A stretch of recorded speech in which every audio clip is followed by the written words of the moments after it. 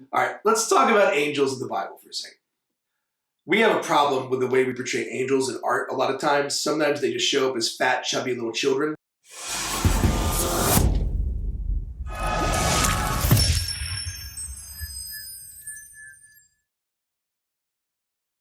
Hello, everyone, and a blessed Advent to you, blessed and Merry Christmas to you. We're filming this here in the Advent season. As I was praying over scriptures this week, I realized that in this last week of Advent that we're in right now as we're recording this, the church reads from the first chapter of the Gospel of St. Luke, which is a gospel that is so rich.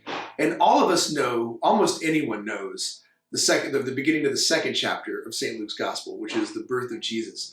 But have we ever really stopped and prayed and reflected over what leads up to the birth of Jesus and what the scriptures are telling us about the birth of Jesus? So this videos are for anyone who wants to know more about their faith, who wants to know more about what the scriptures are actually teaching us about Jesus, particularly here as we look at the Gospel of St. Luke. An idea of kind of where I'm going and how I'm approaching this. I'm not a scripture scholar, I'm a priest, all right, but I've studied the scriptures very well, and I'm not taking a purely academic approach, although we will talk about some technical things here as they help us, but this is mostly a spiritual reading of the Gospel of St. Luke and how this helps us to understand who Jesus Christ is. And there's a lot of things I really like about St. Luke's Gospel, and I'll just give you a few of them. One is St. Luke is incredibly meticulous and attentive to detail. He gives details in throughout his gospel that no one else does, no other gospel writer does in any other ways. For example, later on we'll see Jesus, when Jesus is sleeping in the boat, St. Luke mentions his head's on a pillow. Like St. Luke just wanted to include that detail. The Sermon on the Mount, he mentions that there's high grass around. He gives a lot of these details, and I think it's because he really wanted to be clear to his readers that this is a historical account. This is an eyewitness account that he's given. The other thing I like about Luke is how much he makes explicit Old Testament references or Old Testament parallels to what's unfolding in the life of Jesus. And it's done in such beautiful accuracy that can only be inspired by the Holy Spirit. And then the last thing that I like about Luke is he often will juxtapose two different responses or two different ways of approaching things. And he'll always show that kind of the one who we don't expect to be the person to do the right thing is the person who does the right thing. He tends to favor the lowly, favor the oppressed. And ladies, listen to this. He definitely favors the response of women over the response of men. And again, not because he's trying to mess with history, but I think he's trying to give us historical accuracy to show God's favor, God's what we call preferential option for the poor. And so it's beautiful to see that from the very beginning in Luke's gospel, women are the first disciples of Jesus, and they're the ones that remain with him all the way to the end of the cross. But we're focusing on Luke chapter 1, because again, and this is as we finish up this Advent season, we move into Christmas. A lot of us know that second chapter of Luke that we're going to hear on Christmas morning or Christmas Eve, no matter what church we go to, right? Even Charlie Brown reads it in the or actually Linus reads it in the Peanuts Christmas special. So almost all of us are familiar with that passage from Luke 2. But what happens before that? So let's start right. I'm just going to go right to the beginning here. This is what St. Luke says at the beginning of his gospel. Since many have undertaken to compile a narrative of events that have been fulfilled among us, just as those who were eyewitnesses from the beginning of the ministries of the word have handed them down to us. Again, see, he's making it very clear that this is a historical account. I too have decided, after investigating everything accurately anew, in a sense you can almost say Luke was the first historical critical exegete. Like he really wanted to go and make sure that what he was saying was true. To write it down in an orderly sequence to you, most excellent Theophilus. So he names one person in particular, Theophilus, who he also names at the beginning of Luke's second book, which is the Acts of the Apostles. And we don't really know who this guy is. It could be a patron of his. It could have been an early disciple of Jesus. We don't know, but what's really cool is what the name means. It means beloved of God. Theo, God, right? Phileus, love. All of us are called to be the Theophilus when we read Luke's gospel. A lot of the church fathers said that, including Origen and some others. That when we're reading this, we're all the Theophilus.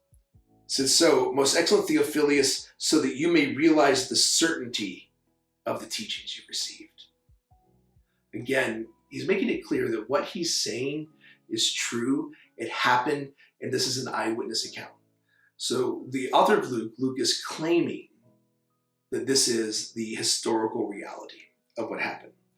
So we begin with not the announcement of the birth of Jesus, but with the announcement of the birth of John the Baptist. In the days of Herod, king of Judah, there was a priest named Zechariah of the priestly division of Abijah, and his wife was from the daughters of Aaron, and her name was Elizabeth. Both were righteous in the eyes of God, observing all the commandments and ordinances of the Lord blamelessly. Right away, he's mentioning this priestly family. Two different lines of priests are mentioned here, are referenced here. Why? Because this whole narrative is going to echo some of the birth announcements that we see in the Old Testament. Particularly, we'll see echoed here God's revelation to Hannah before she gives birth to Samson, which we're going to hear more about. Samson and John the Baptist are very similar. Both of them were Nazarites. They took special vows before God. They didn't drink strong drink. They lived a very ascetic life. They didn't cut their hair. All of these things, again, to show that this is a prophet that's being foretold. This is a great prophet. So both of them were righteous before God, but they had no child because Elizabeth was barren and both were advanced in years. So we're talking about an older couple here. Now, once when he was serving as a priest, his divisions turned before God. According to the practice of priestly service, he was chosen by lot to enter the sanctuary of the Lord and to burn incense. So in the sanctuary, in what had one time had held the Holy of Holies, it held the Holy of Holies that at one time had held the Ark of the Covenant. Now, the Ark of the Covenant, which contained the law given to Moses and the Ten Commandments, it contained Aaron's rod, it contained manna from the desert. These were all believed to be the very presence of God. And those were used to be kept in the Holy of Holies. However, the Ark of the Covenant was lost during the Babylonian exile. But the Jewish people still worshipped here.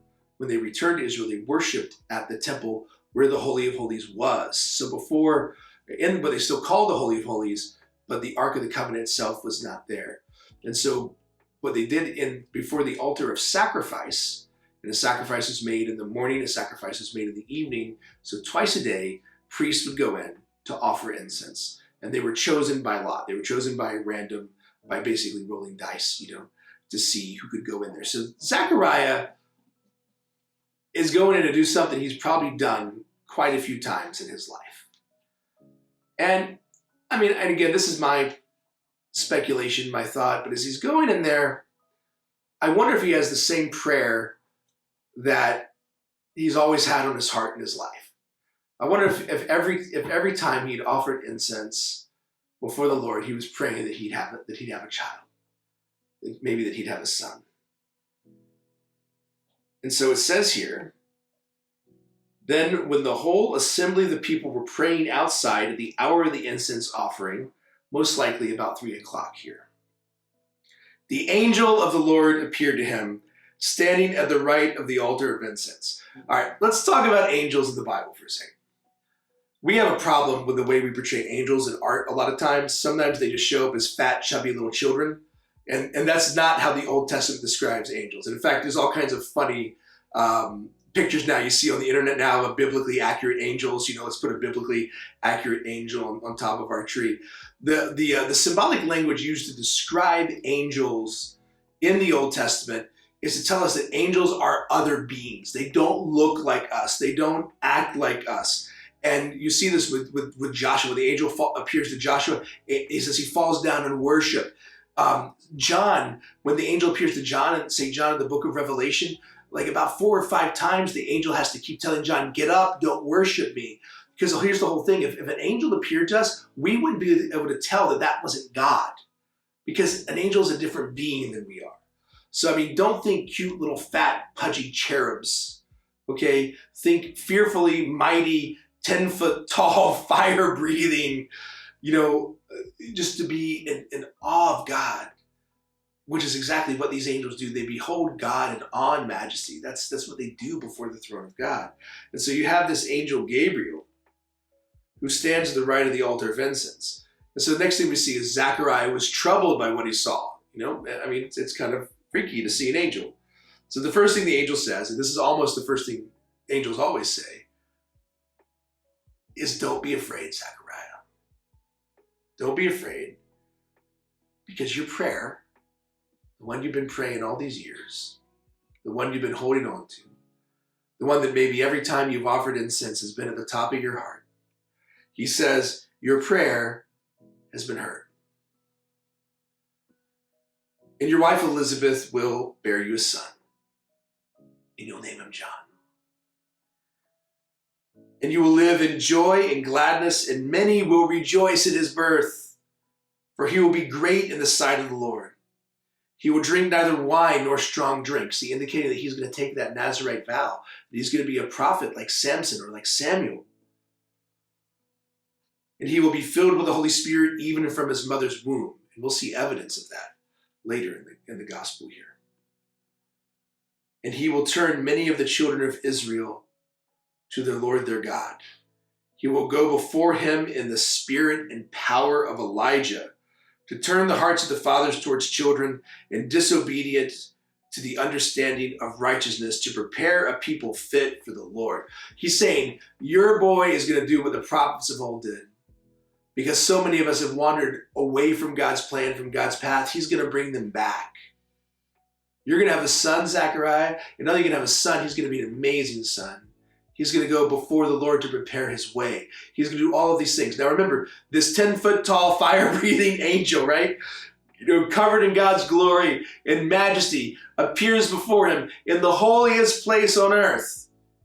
And you want to know what Zechariah's response was? Zechariah is a priest. It's his job to offer sacrifice.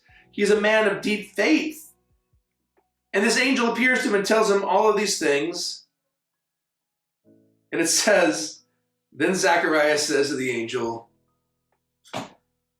how can I be sure? I think it's so easy for us to judge Zechariah right now, to be really judgy of him. But how many times have I prayed about God's will in my life? Have I read the scriptures? They've made it clear to me what I'm supposed to do. That makes it clear to me how I'm supposed to be living my life. And then I always want another sign. I want something more than what God has clearly put before me. And I think in Zechariah's case, this news was just too good to be true. It's like he'd forgotten that God is a faithful and merciful God, that he's forgotten that God is a God who keeps his promises. But he doesn't stop there. So he says, how could I know this? For I'm an old man. In case Gabriel didn't know that. He thought I'd give him some more information. In fact, he decides to give Gabriel more information. He says, and my wife is advanced in years. So Zechariah is trying to find a really polite way of saying that his wife is beyond menopause, So Zach's sitting here explaining the facts of life to the angel Gabriel, as if he doesn't know these things. And the angel said to him in reply, I am Gabriel. I once heard Mother Angelica reflect over this verse, and she said she just imagined saying, I am Gabriel, you idiot. Come on, man. I'm Gabriel. I stand in the presence of God. And I was sent to speak to you and announce to you this good news. But now you will be speechless and unable to talk until the day these things take place, because you did not believe my words, which will be the fulfillment of their proper time. He talks about silence and fulfillment. Is this not also echoing the silent waiting that Israel has been doing for thousands and thousands of years, waiting for the Messiah to come, waiting for a deliverer, waiting for the one who return all of us, and that wouldn't only just return Israel, but all nations unto the Lord our God.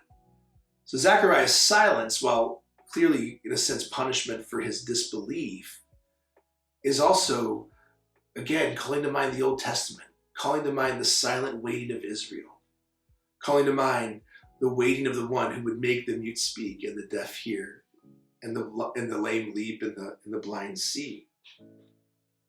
Now, meanwhile, there were people waiting for Zechariah and were amazed that he stayed so long in the sanctuary. Now, you didn't hang out in the sanctuary.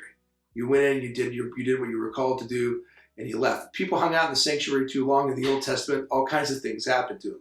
In fact, people that weren't supposed to go into the sanctuary, when the priest would go in, they would tie a rope around his foot, and that was so that if he happened to die while he was offering incense, someone who wasn't worthy wouldn't have to go in after him. They could drag him out. So you didn't hang out in the sanctuary. So they were worried because he was taking a long time in there. But when he came out and he was unable to speak to them, they realized that he'd seen a vision in the sanctuary. He was gesturing to them, but remained mute. Then his days of ministry were completed. He went home. And at this time, his wife, Elizabeth, conceived. And she went into seclusion for 5 months, saying, "So has the Lord done for me at a time when he has seen fit to take away my disgrace before others." God blessed this faithful couple with a miraculous birth. And now we're going to get to hear about another miraculous birth and how this person to whom the birth is announced responded to God's will.